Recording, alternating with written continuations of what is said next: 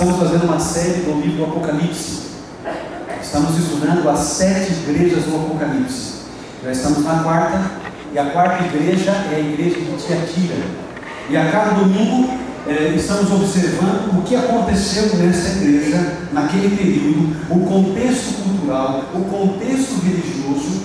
Estamos extraindo lições importantes para os dias de hoje. Então, vamos estudar aqui a igreja de Tiatira, a quarta igreja do Apocalipse. Ela está localizada na Ásia Menor. Como eu tenho dito para vocês, essas 7 igrejas do Apocalipse, elas foram surgindo logo depois que Cristo ascendeu ao céu, o início da igreja primitiva cristã. As gerações foram se passando, algumas igrejas foram se fortalecendo, outras foram morrendo, foram surgindo outras. Portanto, isso aqui representa um longo período da história da igreja primitiva cristã e a igreja dos dias em que vivemos. E essa rota circular, ela favorecia o comércio, ela favorecia o acesso das pessoas a essas igrejas. Então elas eram bem localizadas, e João escreve o livro do Apocalipse e direciona este livro para essas igrejas, ok? Então está localizado na Ásia Menor. Hoje há uma cidade chamada Akhisar, não sei se assim se pronuncia em turco, não conheço nada dessa língua, mas esse nome significa Castelo Branco, em referência a um monumento que existe neste local. Essa cidade já foi totalmente destruída e foi construída uma outra cidade em cima dela, ok? Mas é uma cidade que não teve a mesma preeminência como a cidade de Pérgamo, que nós já estudamos, como Éfeso e como Esmirna. Aqui está o período das igrejas. Éfeso vai do ano 31 ao 100, Esmirna 100 a 313, Pérgamo 313 a 538. E semana passada eu falei para vocês a origem do pergaminho, né? Como o Egito, a biblioteca de Alexandria não queria perder para a biblioteca de Pérgamo, então eles foram obrigados a usar o couro dos animais para escrever os seus livros. O Egito não mandava mais, não exportava mais o papiro. Por essa razão ficou conhecido, então, o couro dos animais como pergaminho, é escrita em couro. Quantos bichos, né, foram sacrificados aí para a biblioteca de Pérgamo. E agora falaremos sobre Tiatira.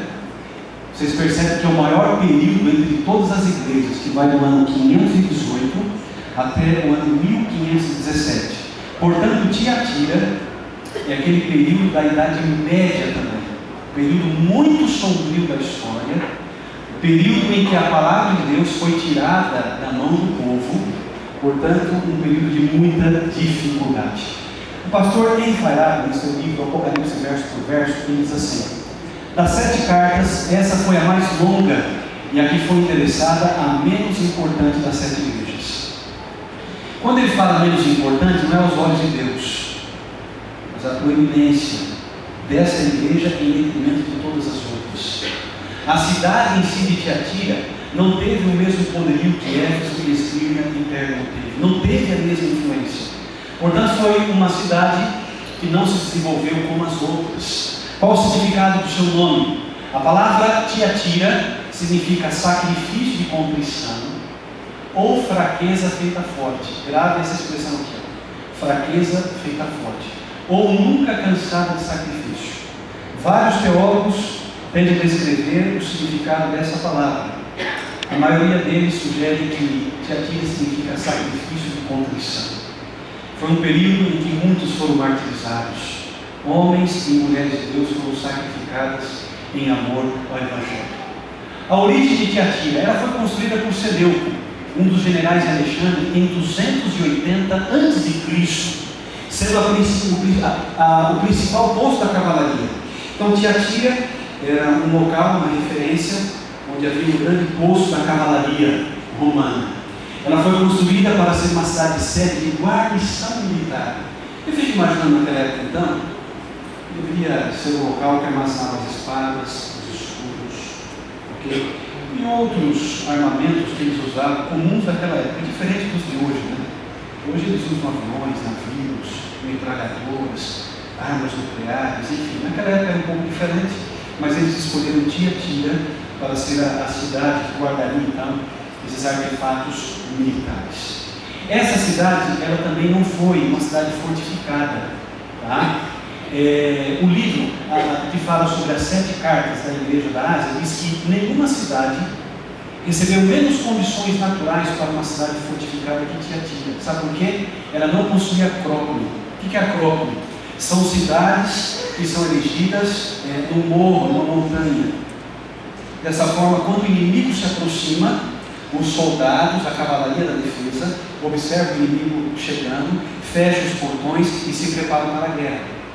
As cidades que não eram erguidas numa montanha, numa parte elevada, elas estavam suscetíveis a ataques surpresas e muitas vezes não conseguiam enxergar o inimigo. Aqui está uma pequena imagem, uma gravura do que seria Tiatira hoje. Ok?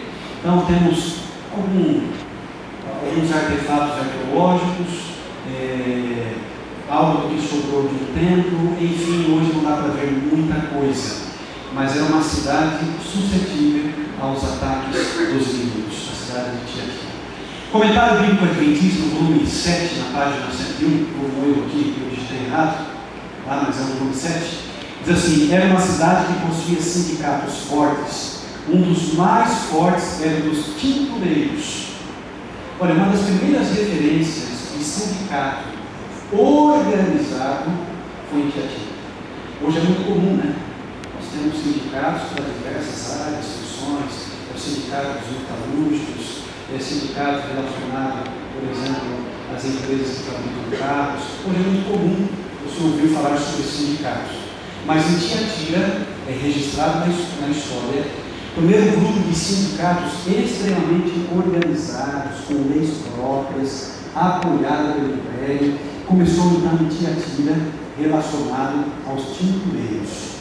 Por que tintureiros? O que essa cidade fabricava, do que ela vivia? Pastor Henrique Farai, no seu livro ainda Apocalipse, verso por verso, na página 26, ele diz assim: havia raízes de garança que cresciam na região e fornecia aos artesãos e comerciantes locais uma brilhante tintura vermelha, conhecida nos tempos antigos como púrpura. Bom, se é vermelha ou é púrpura? E eu descobri que a cor púrpura, ela tem uma variação entre o vermelho e o azul. Não é bem vermelho, também não é bem azul. Mas essa raiz, essa planta, ela proporcionava uma cor diferente e isso atraiu o comércio, porque é uma cor muito bonita. Comumente naquela época, eles usavam os traços e outros meios para tirar cor e tingir os tecidos. E Tiatira foi a precursora no uso dessa planta para tingir tecidos e eles viviam desse comércio. Além disso, eles fabricavam também artefatos de bronze e viviam dessa maneira. Champlin, no seu Novo Testamento interpretado, diz assim: comercialmente era próspera, abrigando indústrias de tinta, fábricas de roupa, cerâmicas e objetos de bronze. Então era assim que eles viviam. Sabe por que eu estou mencionando essa parte histórica?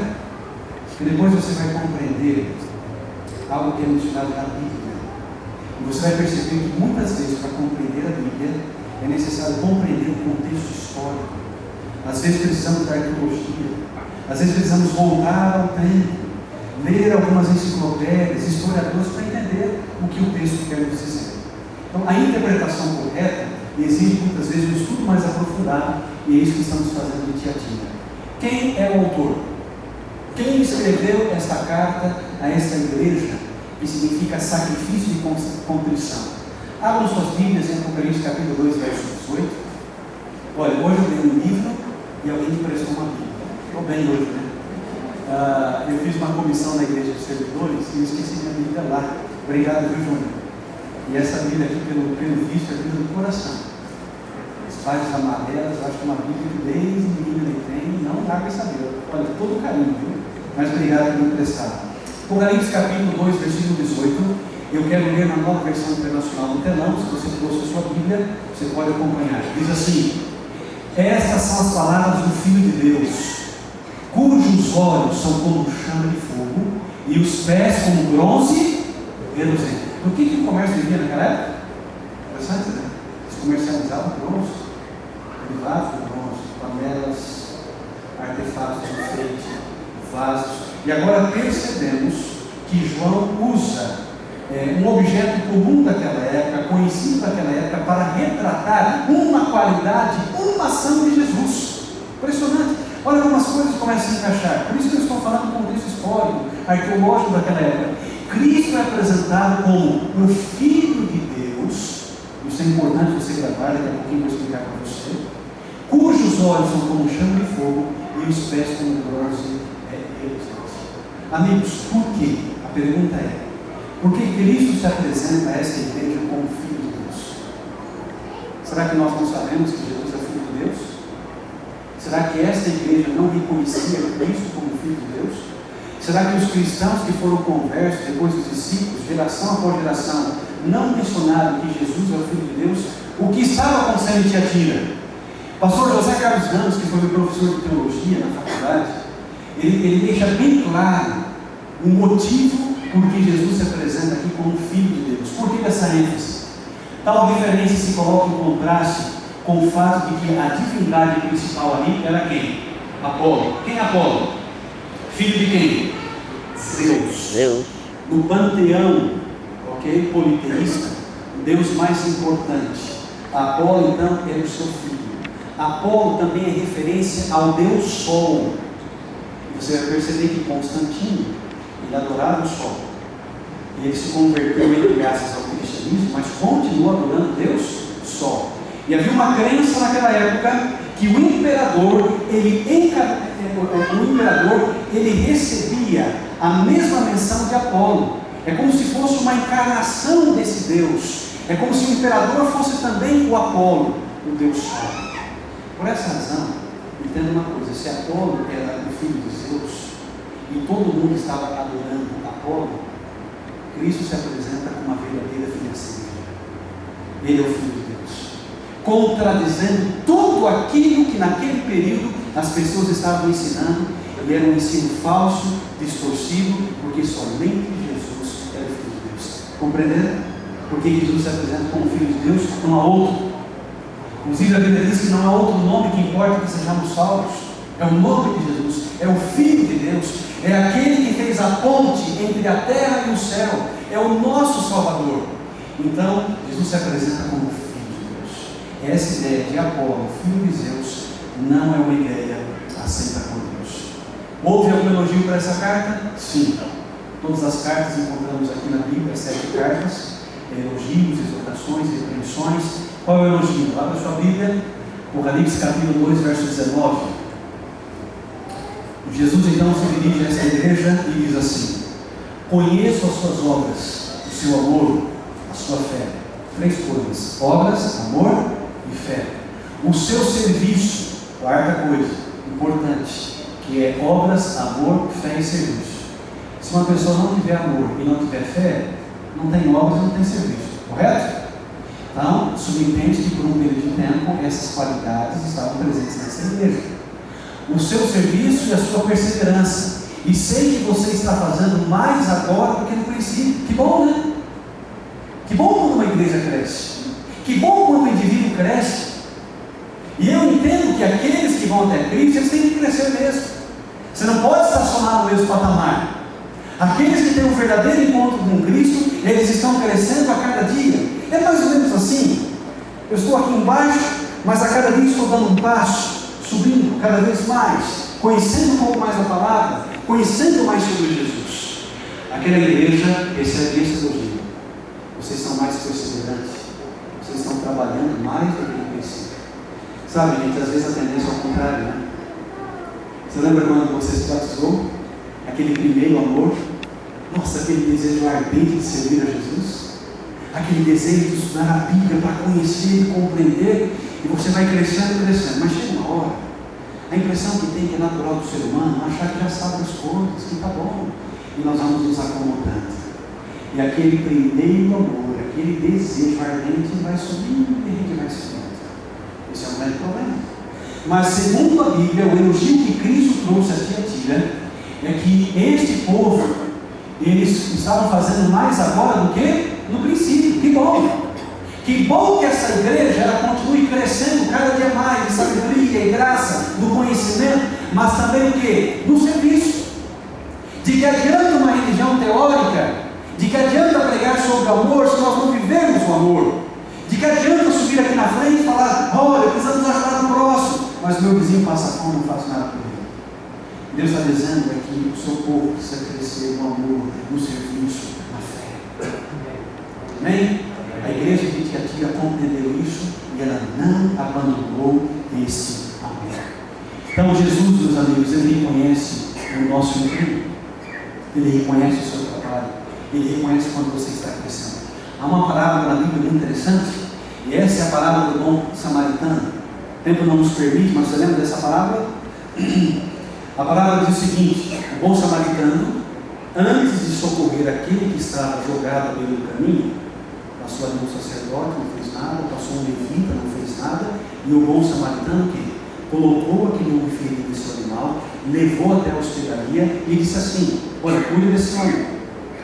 Se faltar alguma coisa, estou pagando pelo serviço, mas se faltar alguma coisa, quando eu voltar, o que ele ia fazer? Ele ia pagar a outra conta. Gente, Jesus contou essa palavra, não foi por acaso. Jesus estava dizendo que ele reconhece o empenho de todos os bons samaritanos. E sabe, se a recompensa não vier aqui nesta terra, ela virá quando o bom samaritano voltar, que em última análise podemos afirmar categoricamente: o bom samaritano é Jesus. Ele ensinou com o seu exemplo. Portanto, se você tem feito seu serviço como Tiatira, se você tem feito boas obras, se você tem trabalhado, tem dito assim: nossa, pastor, não tem um reconhecimento aqui nessa terra, ninguém tem valorizado o que eu tenho feito, não se preocupe com isso. Nada passa desapercebido aos olhos de Deus. Se a recompensa não vier nessa terra, virá quando Cristo entregar para você a coroa da vida e você morar com Ele para todo sempre. Não fique preocupado com isso. As honras e glórias humanas, elas não são suficientes para aquecer o coração do cristão. Sabe, mais importante, vou dizer uma coisa para você: você tem que estar mais preocupado com aquilo que Deus pensa a teu respeito do que aquilo que as pessoas pensam a respeito de você. Ele tem que estar mais preocupado em agradar a Deus do que agradar as pessoas. Então, mesmo que a minha obra, mesmo que o meu trabalho seja rejeitado, se você tem consciência de estar fazendo o seu melhor e para Deus, continue fazendo, Ele vai te recompensar. Assim foi com Tiatira. Deus não esqueceu desse povo, porém, Deus nos ama. Assim como o pai repreende o seu filho, ele teve uma menção de repreensão àquela igreja também. E gente, Deus nos repreende com amor. Por isso que no livro do Apocalipse diz assim: eu disciplino quanto? Poucos dias atrás, olha isso aqui, não controlar. Poucos dias atrás eu tinha lá do meu filho. Tudo mais lindo. Muito raramente, a gente sempre disciplina sem essa necessidade. Mas você sabe que é assim. Quando um pai ama um filho, ele sabe que aquela disciplina dura, é difícil. Eu nunca esqueço o dia que meu pai deu uma surra em mim, fiz uma coisa muito grave. E quando eu olhei assim pela porta, ele estava soluçando na beira da cama, chorando, doeu mais dele do que mim. Você acha que é fácil para Deus dizer essas palavras, repreender os seus filhos? Machuca o coração de Deus também. Não é fácil para Deus ver os seus filhos, conhecedores da verdade, que recebem todos os dias amor e carinho, e mesmo assim têm andado por caminhos escuros. Assim como nós sofremos quando precisamos disciplinar o filho, imagine o coração de Deus que nos ama também. E olha, essa mensagem foi muito dura. Muito dura. Em Apocalipse capítulo 2, verso 20, olha a repreensão que Deus trouxe para essa igreja. A Bíblia diz assim: no entanto, contra você eu tenho isso. Você tolera Jezabel, aquela mulher que se diz profetiza. Com seus ensinos, ela induz os meus servos à imoralidade sexual e a comer alimentos sacrificados aos ídolos. Amigos, que repreensão é essa? Quem era Jezabel? Você sabe quem era Jezabel? Boa parte do livro do Apocalipse ele é compreendido quando nós estudamos o Velho Testamento. Ok? Tem gente que pensa que o Apocalipse não dá para desvendar. Apocalipse significa revelação. E se é revelação, está compreendendo. Aqueles que conhecem a Bíblia como um todo vão conseguir interpretar o Apocalipse. Quando aqui fala sobre Jezabel, a história dela é mencionada no Velho Testamento. E nós sabemos que foi um período difícil, porque essa princesa aqui, Fenícia, ela foi desposada pelo rei Acabe, e no momento que ele fez isso, ele tomou ela como mulher. Só que ela era a princesa de Baal. E ela trouxe para Israel 850 sacerdotes que adoravam outros deuses, inclusive o Deus Sol. Não adorava o Deus verdadeiro, o Deus de Israel. Acabe, ele acabou trazendo para a nação, o povo de Israel, o quê? Idolatria. Já reparou que boa parte dos problemas do povo de Israel, tanto no deserto quanto em sua jornada, sempre foi idolatria? Adorar um outro Deus que não fosse o Deus verdadeiro. Isso começou a perturbar a igreja de Tiatira. E agora, Deus faz essa repreensão. E eu quero fazer um contraste aqui para você entender quem era Jezabel. A letra é pequena, vou ler, mas você vai entender. Olha só, olha que interessante. Velho Testamento. Jezabel, ela introduziu o culto idólatra ao sol entre os israelitas. Também que Elias foi lá e chamou o pecado pelo nome, o profeta de Deus, né? Mas, no Novo Testamento, nós sabemos pela história do livro de Apocalipse, que a igreja de Roma, desde Constantino, o culto ao Deus Sol foi veementemente aceito. Então eles se diziam cristãos, mas também se ajoelhavam perante o Deus Sol, perante Apolo. Perceberam o contraste? Por isso que Deus diz: olha, contra ti eu tenho isso, vocês têm seguido Jezabel. Outro contraste: Jezabel proibiu o culto verdadeiro a Deus. A igreja de Roma, durante um período, quem não se submetesse ao culto destinado ao bispo de Roma era considerado herege. Então, em vez de adorar o Criador, as pessoas passavam a adorar a criatura. Outro contraste: Jezabel tinha uma multidão de falsos sacerdotes aos seus encargos.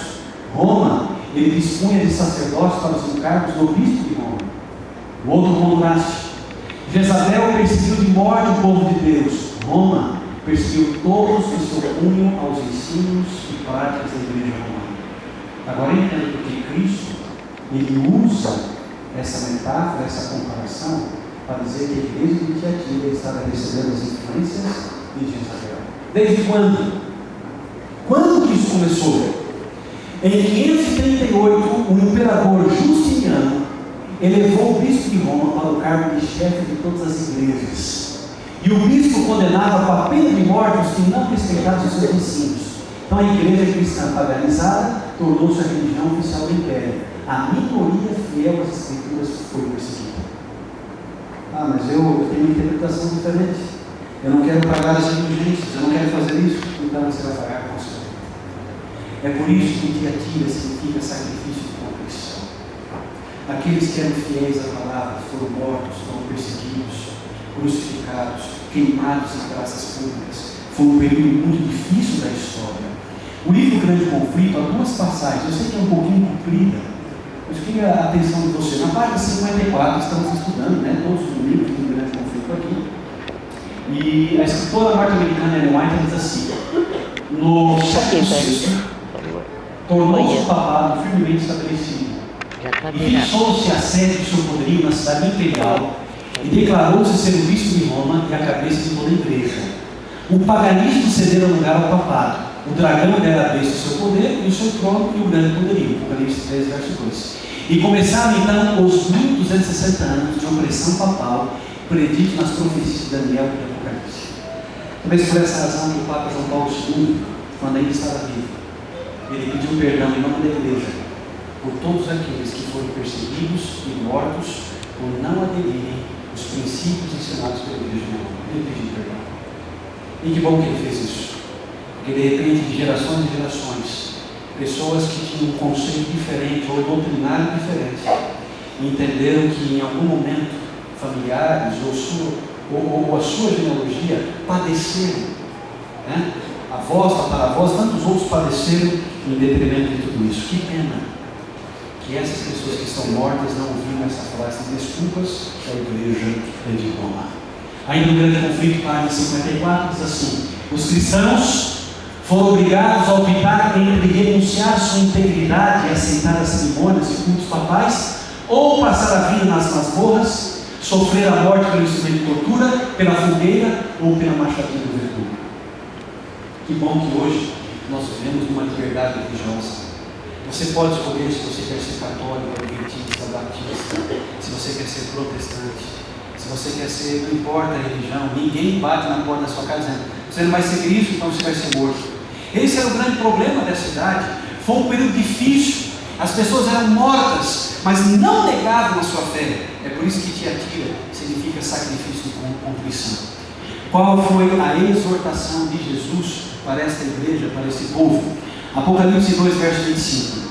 Tão somente apeguem-se com firmeza ao que vocês têm, até que eu venha. Essa é a primeira vez que em todas as 7 cartas que nós estamos estudando aparece de maneira explícita a volta de Jesus. Em todas as cartas nós entendemos que há uma menção de uma característica daqueles que estarão no céu, mas é uma primeira menção de uma maneira mais clara, com uma bendita esperança que somente a volta de Cristo colocaria fim a toda essa perseguição.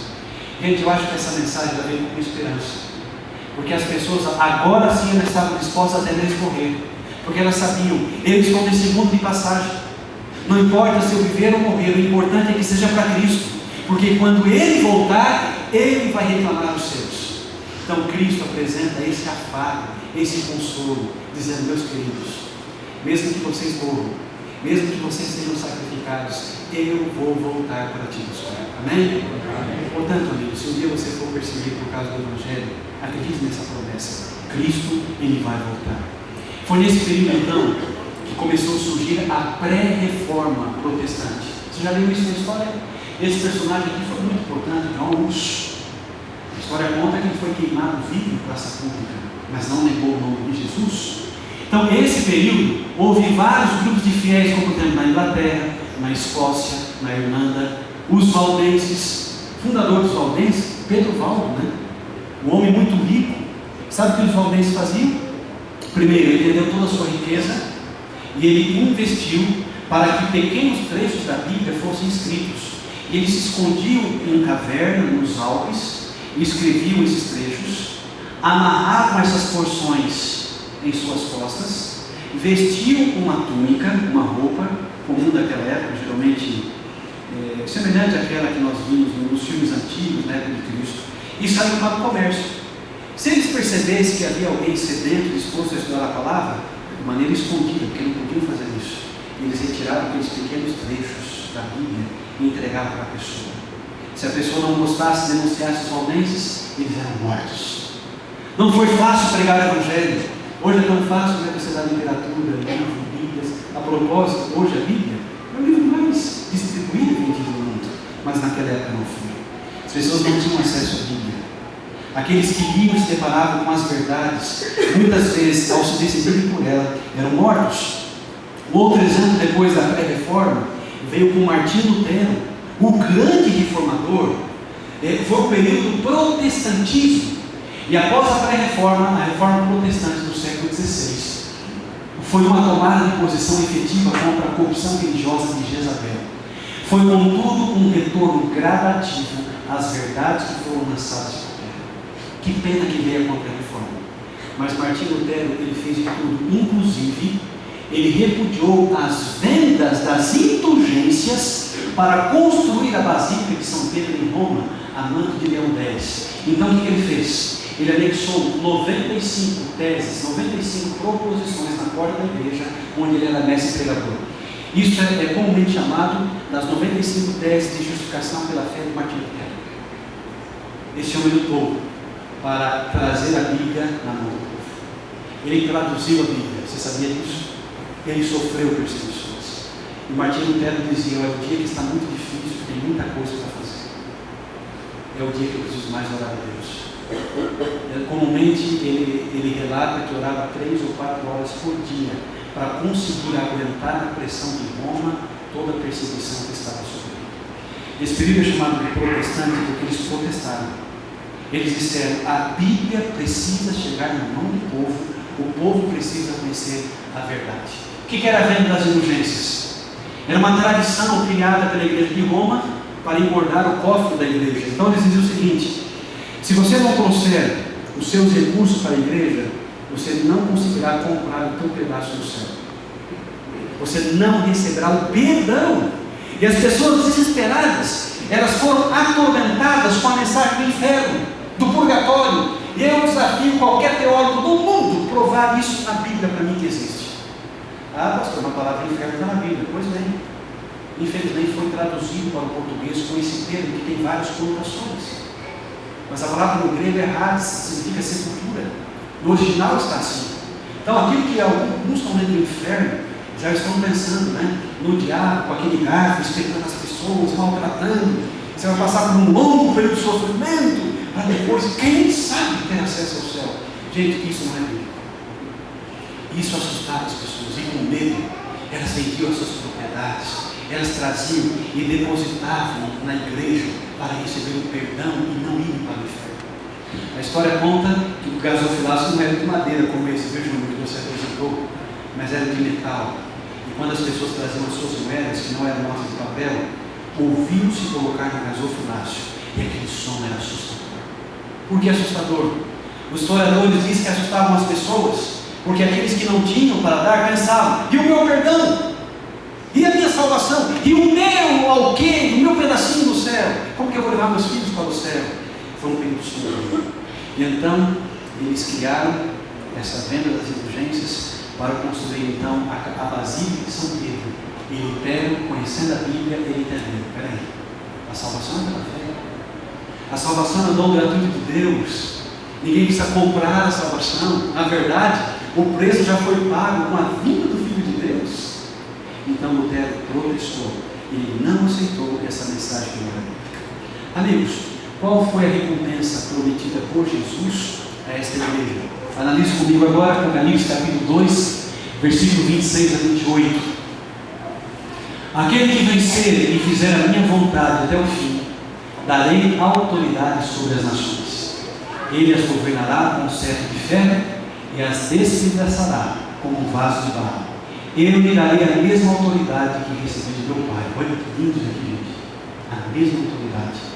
Também lhe darei a estrela da manhã. O que significa isso? Primeira promessa, autoridade. Só para os fiéis. Só para aqueles que continuaram firmes na verdade, conforme a exortação. Primeira promessa, autoridade.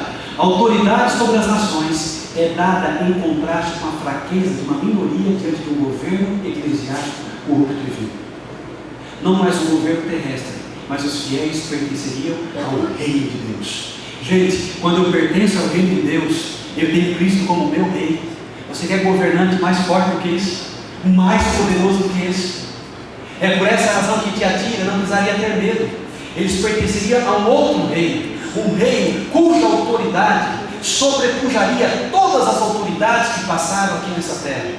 Todos aqueles que farão parte do reino de Deus, eles terão essa autoridade, amém? Eu quero poder dizer: olha, o meu rei é aquele que exerce a autoridade em minha vida e é o rei mais poderoso, Cristo Jesus. Era essa a promessa, ou seja, Cristo estava oferecendo o seu reino. Cristo estava oferecendo Ele mesmo para essa igreja que sofria. Agora, há uma segunda promessa. Nós entendemos que a Bíblia está dizendo que eles recebiam o quê? A estrela da manhã. Você sabe o que significa a estrela da manhã? Acompanhe comigo.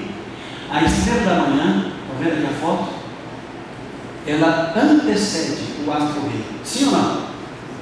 E alguns são hábeis, né? Eles conseguem enxergar a estrela da manhã. Eles olham para o céu, já identificam, é fácil. É uma estrela grande, maior, brilhosa. Você vê ela brilhante. E logo que ela começa a apagar, então o sol aparece e começa então o dia. Veja, amigos, nós estamos falando que naquela época Apolo era o Deus Sol. As pessoas estavam adorando o Deus Sol. E agora quem está dizendo: olha, eu prometo para vocês a estrela da manhã. O que isso significa? Veja comigo aqui no texto: a estrela da manhã antecede ao astro e é a clara indicação de que ele está para surgir. Cristo, no princípio da carta, se antepõe a Apolo, apresentando primeiro o quê? Como Filho de Deus. Agora é o fiel e vitorioso seguidor de Cristo que antecede ao Deus Sol, recebendo a estrela da manhã. Aonde existem trevas, a estrela da manhã brilha. O povo estava em escuridão, mas a estrela da manhã estava ali brilhando. Parecia um povo pequeno, parecia uma luz pequena, mas ali estava o povo de Deus brilhando com essa verdade. Amém? Parecia que essa estrela não brilhava, mas ela brilhou e Cristo sabia disso. Há uma outra aplicação para isso que eu vou dizer depois para vocês. Mas completando aqui o estudo, essa estrela da manhã significa brilho escuro, embora a noite esteja para acabar. Assim é o sofrimento humano. Por uma noite vem o choro, mas pela manhã vem a alegria, a Bíblia diz. Se hoje estamos vivendo período de trevas, a promessa de Deus é que um dia Ele criaria novos céus e novas terras. Por outro lado, a promessa aqui nessa terra também se encaixa nesse texto, porque essa estrela da manhã, ela ia brilhar cada vez mais. A luz da verdade alcançaria as pessoas, e esta reforma, ela não foi em vão. Em meio às trevas da apostasia de Jezabel, o fiel seria como a estrela da manhã. Significa que o sol está para surgir. Amigos, quem é o verdadeiro sol da justiça? Cristo Jesus. Se eu sou a estrela da manhã, eu estou anunciando que o sol está para aparecer. Que Cristo está para voltar. Essa é a mensagem. Eu quero concluir, meus amigos, com essa história aqui. Wycliffe, John Wycliffe, ele foi considerado a estrela da manhã. Muitos teólogos apelidaram ele como a estrela da manhã. É alguém que ainda muito precocemente ele começou a debater tudo aquilo que estavam pregando contra a palavra de Deus. A história de John Wycliffe é uma história assim, muito comovente. Ele lutou até o último suspiro de sua vida. Ele morreu com um AVC, ele teve um AVC. E olha que interessante, houve um sínodo, houve um concílio da igreja de Roma, e alguns teólogos de velho de setembro, eu estava lendo hoje um livro chamado Os 100 Principais Atos da História Cristã, e nesse livro diz que 31 anos depois desse concílio, a igreja de Roma excomungou John Wycliffe e pediu para queimar todos os seus livros, inclusive a Bíblia que ele traduziu, em praças públicas. E depois pediram para desenterrar os seus ossos, queimar os seus ossos e espalhar então as cinzas pelo rio Suez. Por que isso? Ele já estava morto, já estava descansando, aguardando a bendita esperança. Mas a igreja romana não queria que os seus ensinos se espalhassem. John Wycliffe surgiu como uma estrela da manhã. Antes do sol, ele já apareceu, já começou a brilhar com essa mensagem de esperança, com essa mensagem verdadeira, com essa mensagem de salvação. Queridos amigos, nessa noite, o que a igreja de Tiatira nos ensina é que Deus espera que exista um povo fiel aos seus ensinos. Um povo que não troque a verdade pela mentira.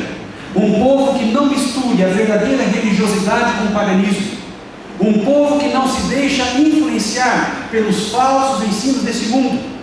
Mas um povo que sabe a direção, o caminho rumo ao céu. Eu quero chamar um deles aqui, ele vai cantar uma música. O meu sério desejo é que enquanto o deles estiver cantando, você faça uma reflexão na sua vida e descubra se em algum momento você tem trocado as suas prioridades, o verdadeiro pelo profano. Se você em algum momento de sua vida tem tido uma religião apenas de aparência, de repente com o pé no cristianismo, mas o outro pé no paganismo, que não está vivendo ou praticando os ensinos verdadeiros da Bíblia, não apenas John Wycliffe, mas eu e você podemos viver essa verdade. Não apenas Martinho Lutero que protestou, eu e você, com amor, podemos dizer ao mundo que existe uma verdade absoluta, que a palavra de Deus é fiel e que ela está à disposição para todo aquele que crê. Enquanto ele estiver cantando, que eu e você possamos pensar nesta promessa. Aqueles que forem fiéis serão como estrelas da manhã, apenas aguardando o sol da justiça para reclamar os seus.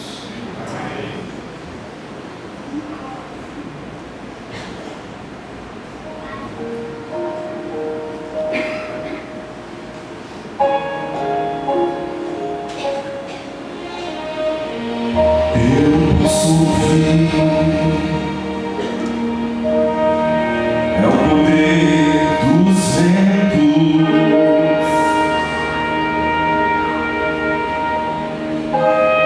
rei que vem.